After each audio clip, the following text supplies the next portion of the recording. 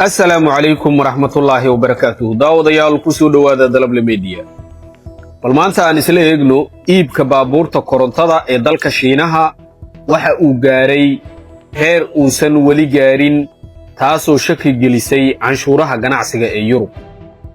waxa la leeyahay barigii dhexe dagaalo culus ayaa ka socda xaalado badan ayaa isku cakiran laakiin Shiinaha wuxuu wadaa qorshe culus oo gaadiid ku shaqeeya korontada ayuu ka iibinayaa dalalkii Yurub waliba gaadiidkiisii ugu badnaa waxa iibsaday qaaradda Yurub ayaa leeyahay soo dhawaada qodobkaas ayaan isla eegi doonaa iyo sida ay Shiinaha ugu suurta gashay in uu la wareego ganacsiga gaadiidka ee qaaradda Yurub soo dhawaada haddii aad inagu cusub tahay channelka subscribe inoo saar muuqaalka inoo la garay asxaabtaada la wadaag aragtidaadana inoogu soo gudbi qaybta faallada mahadsanidin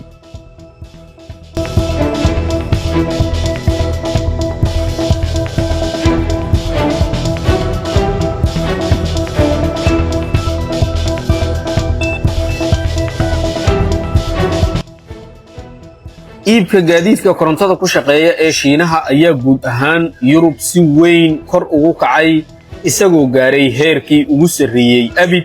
kororka ayaa waxa horseeday baahida xoogan ee ka jirta suuqyada Yurub canshuuraha ganacsiga ee hooseeya ee Britain iyo sidoo kale koror weyn oo ku yimid dadka Talyaaniga ka iibsanaya gaadiidka korontada ee dalka Shiinaha arrintan ayaa ku soo beegmaysa xilli shirkadaha gaadiidka Shiinaha lagu eedeynayo in ay midowga Yurub iyo Britain ku iibinayaan gaadiid ay dawladdu kabto qiimo aad u hooseeya si ay u helaan qayb weyn oo ka mid ah suuqa tiradani waxay u badan tahay in ay sii xoojiso baaqyada ku aadan in la sameeyo xadidaadyo tirada gaadiidka la soo dejin karo iyo canshuuro dheeraad ah si loo ilaaliyo shirkadaha gaadiidka ee qaaradda Yurub sida laga soo xigtay cilmi baarista Schemin Automotive Research gaadiidka korontada ee ay sameeyaan shirkadaha Shiinaha ayaa 5 bilood ee ugu horeeyay sanadkan ka noqday 14.2% dhammaan gaadiidka korontada ee lagu iibiyay suuqyada galbeedka qaaradda Yurub taas macnaheedu waa in ku dhawaad hal gaadiid oo ka mid ah toddobadii gaadiid ee korontada ku shaqeeya ee la iibiyay uu ahaa mid ay samaysay shirkad Shiinees ah wadar ahaan shirkadaha Shiinaha ayaa muddadaas Yurub ka iibiyay 171,800 oo gaadiid oo koronto ku shaqeeya taasoo ka dhigan in saamigooda suuqa uu kordhay ku dhawaad 5 dhibcood marka loo eego isla muddadii sanadkii 2025 shirkado ay ka mid yihiin BYD, Jerry,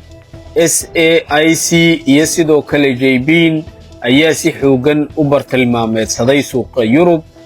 iyadoo warshadaha gaadiidka Shiinaha ay doonayaan in ay noqdaan kuwa ugu awoodda badan suuqa gaadiidka korontada ee caalamka arrintan ayaa cadaadis xoogan saartay shirkadaha dhaqanka ee gaadiidka ee Yurub gaar ahaan xilli sharciyada Yurub ee dhimista qiiqa wasakheeya ay shirkadaha Yurub ku qasban yihiin in ay kordhiyaan wax soo saarkooda iyo iibka gaadiidka korontada ku shaqeeya kororka iibka gaadiidka Shiinaha ee Yurub wuxuu dhacay inkastoo midowga Yurub uu saaray canshuuro dheeraad ah oo gaaraya ilaa 35.3% gaadiidka korontada ee ay sameeyaan qaar ka mid ah shirkadaha Shiinaha taasoo lagu darayo canshuurta caadiga ah ee 10% ee lagu soo rogo gaadiidka dibadda laga keeno ee qaaradda Yurub Britain waxay noqotay suuqa ugu weyn ee Yurub Britain ayaa noqotay suuqa ugu weyn ee Yurub ee gaadiidka Shiinaha iibiya sababta ayaa ah in dawladda Britain ay diiday in ay raacdo tallaabada midowga Yurub ee ah in lagu soo rogo canshuuro dheeraad ah gaadiidka korontada ee Shiinaha Britain waxay ka digtay qiyaastii rubuc ka mid ah iibka gaadiidka korontada ee Shiinaha ee laga sameeyay 18 suuq ee ugu waaweyn galbeedka Yurub Britain ayaa ka dhigtay qiyaastii rubuc ka mid ah iibka gaadiidka korontada ee Shiinaha ee laga sameeyay 18 suuq ee ugu waaweyn galbeedka Yurub Talyaaniga ayaa isna qayb ka qaatay kororka weyn ee iibka gaadiidka Shiinaha isagoo sameeyay qiyaastii 5 meelood meel iibka guud ee dalkaasi Shiinaha. hase yeeshee cilmi baarista ay sameeyeen Automotive Research ayaa waxa ay sheegtay in xaaladda Talyaanigu tahay mid aan caadi ahayn. shirkadda Leapmotor ayaa kumanaan gaadiid oo koronto ah oo nuuca T03 ah kuwaas oo qiimahoodu hooseeyo u dirtay Talyaaniga si ay uga faa'iideysato kaalmooyinka dawladda ee loogu talagalay dadka iibsanaya gaadiidka korontada.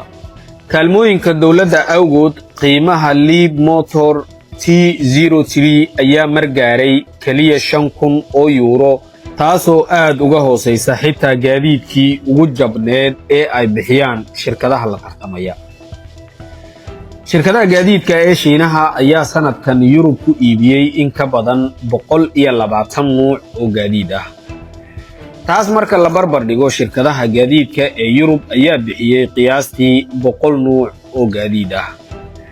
arrintan waxay muujinaysaa sida shirkadaha Shiinaha ay si degdeg ah ugu ballaarinayaan wax soo saarkooda iyo tartankooda gudaha suuqa Yurub. si kastaba ahaatee Matthias Schmid oo ah aasaasaha shirkadda cilmi baarista ayaa waxa uu sheegay in saamiga shirkadaha Shiinaha ee suuqa gaadiidka korontada ee Yurub laga yaabo inuu hadda gaaray heerkii ugu sarreeyay. sababaha waxaa ka mid ah in shirkadaha Shiinaha ay bilaabeen in ay qayb ka mid ah dadaalkooda u weeciyaan gaadiidka PHEV oo ah gaadiidka isku dhafka ah ee isticmaala matoor shidaal iyo sidoo kale batari koronto ah. gaadiidka PHEV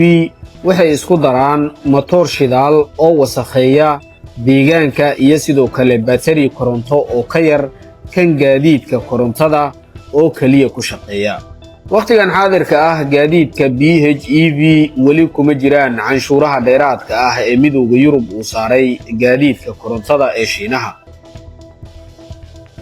aasaasaha shirkadda Schmid ayaa waxa uu sheegay waxaan u malaynayaa in ay shirkadaha Shiinaha caqabad kala kulmayaan marka ay timaado gaadiidka si buuxda korontada ugu shaqeeya.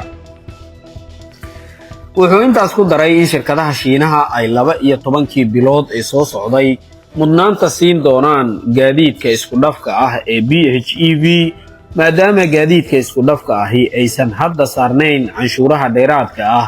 ee lagu soo rogay gaadiidka BEV-ga oo kaliya. Schmid sidoo kale waxay sheegtay in shirkadaha Shiinaha ay doonayaan in ay sida ugu badan uga faa'iideystaan farqigaas sharciyeed inta uu weli jiro. hase yeeshee haddii farqigaas sharciyeed la xiro 12 bilood ee soo socda shirkadaha Shiinaha waxay lumin doonaan fursadda ay hadda uga faa'iideysanayaan gaadiidka PHEV. arrintan ayaa sii kordhin karta dooda ka dhex taagan Yurub ee ku saabsan sida loo xakameynayo gaadiidka Shiinaha iyadoo dhinaca ay jiraan shirkadaha Yurub oo doonaya in la ilaaliyo suuqa gudaha halka dhinaca kale macaamiisha Yurub ay ka faa'iideysanayaan gaadiid koronto oo badan oo qiimahoodu tartan yahay.